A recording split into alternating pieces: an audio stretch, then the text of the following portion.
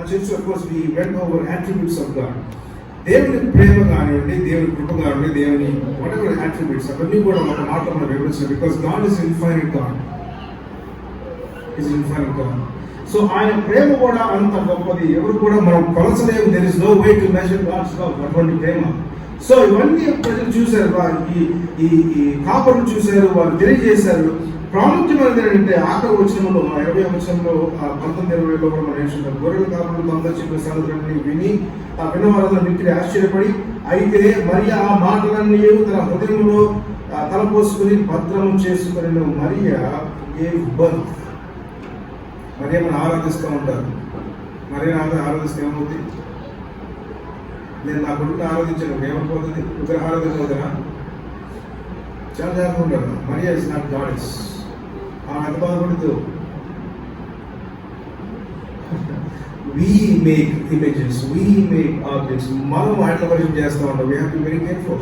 Maria ఎంచుకోబడింది. She kept everything in her heart. ఎందుకంటే ఆమె జన్మించిన బిడ్డ లోక రక్షకుడు దేవుడే. నేను తెలుసా ఉంటుంది మేరీ డిడ్ యు నో అనే song. When Mary touched the face of the baby, ఎవరు మొహమ్మద్దా మేరీ? God himself. అప్పుడేమో మోషే అన్నాడు, ప్రభు నేను చూస్తాను, నేను దేవుడు సెలవిచ్చాడు, నన్ను చూస్తున్న బ్రతకలేదు. ఇక్కడేమైంది? మరియ touched the very face of God. ఆమె జన్మించింది. అప్పుడు she gave birth and she kept everything in her heart. అంతట గొర్రెల కాపరులు తమతో చెప్పబడినట్లుగా తాము విన్న వాటిని అన్న వాటిని గురించి దేవునికి మహిమపరుస్తూ స్తోత్రం చేసి తిరిగి వెళ్ళేది. We have a great task today. అంటే ఆ task ఏంటంటే, as for men who are in this church, who are responsible, everyone is responsible. ఏ విధంగా మీరు రెస్పాన్సిబుల్? కాపర్లు దేవుని వాక్యాన్ని బోధిస్తూ ఉంటారు సంఘంలో, right? Preachers are not equal to proclaimers. సువార్త అందరూ ప్రకటించాలి. సువార్త ప్రకటించేది కేవలం కాపర్లకు మాత్రం సంబంధించింది కాదు. That is a very wrong understanding. సువార్త ప్రకటించాల్సిన అవసరం మనందరికీ ఉంది. కాపర్లు బాధ చేస్తుంటారు. They have to build up the church. వాళ్ళు చాలా రెస్పాన్సిబిలిటీస్ ఉంటాయి. కానీ సంఘ responsibility this Christmas I hope you make a decision. ఏంటంటే అది దేవుని శుభవార్తతో తెలియజేస్తారు. Because that is very important. ఈరోజు మనం ల్యాకింగ్ కూడా అదే. సువార్తీకరణ చాలా తక్కువైపోయింది సంఘాలు, రైట్? ఎందుకంటే భయం, లేదా అది నా రెస్పాన్సిబిలిటీ కాదు, కాపు responsibility. These are not the true things to say. భయపడాల్సిన అవసరం ఏంటి? నేనే ఆల్ఫా ఒమేగా ఉన్నాను. I'm the end of the beginning. I'm with you. యేసుక్రీస్తు సెలవించారు కదా, ఇదిగో నేను మీకు తోడై ఉంటానని చెప్పేసి అన్నాడు ఆయన. ఇంకా భయం దేనికి? why are we fearing? విశ్వాసం తక్కువయ్యా, లేకపోతే దేవుని మీద నమ్మకం లేక? we have these both things. వాళ్ళు ఒకసారి విశ్వాసం కూడా ఎక్కువ ఉండదు దేవుని, ఒక్కసారి దేవుని మీద నమ్మకం కూడా ఎక్కువ ఉండదు. But you want to be called the children of God. కానీ దేవుడు చాలా కనికరమైన దేవుడు.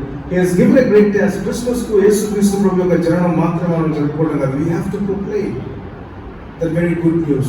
అది శుభవార్త. అక్కడితో ఆగిపోకూడదు. We have responsibility to proclaim. So మనం ఏం చేయాలి? What should we do? The word of God came to simple people. సాధారణమైనటువంటి వారి యొక్క దేవుని వాక్యం రాబడింది. The word of God has also saving power. వీరు కూడా రక్షింపబడ్డారా లేదన్న అంశం కూడా నడుస్తామని స్కాలర్లు కూడా. We don't know if shepherds were saved.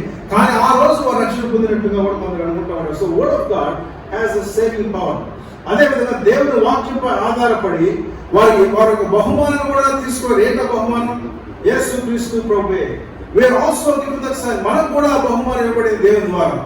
కానీ ఆ బహుమానం నాలో ఉంది కదా, నేను సెల్ఫ్ సాటిస్ఫై అయితే దానివల్ల ఏమైనా ఉపయోగం ఉందా? నాకు నిత్య జీవం ఉంది, థ్యాంక్ యూ ప్రభువా, thank you for saving me, giving me eternal life అని చెప్పేసి మనం అనుకోని కామన్ కూర్చుంటే what is the purpose of that? మీరు వెళ్ళి ఏమని చెప్పాడు యేసుక్రీస్తు ప్రభు? మీరు వెళ్ళి శిష్యులను చేయుడి. ఎక్కడ జరుగుతుంది శిష్యులు చేయడం?